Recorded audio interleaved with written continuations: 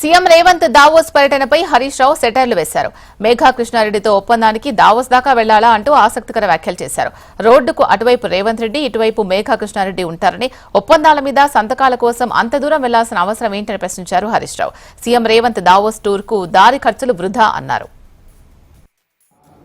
Simple ఒక మాట చెప్తానే, దావోస్లో పోయి మెగా కృష్ణారెడ్డి రేవంత్ రెడ్డి అగ్రిమెంట్ చేసుకోవాలి. అవే ఇద్దరు జూబ్లీ రోడ్ ఇతలు ఒక ఆయన ఉంటాడు, రోడ్ అవతల ఒక ఆయన ఉంటాడు.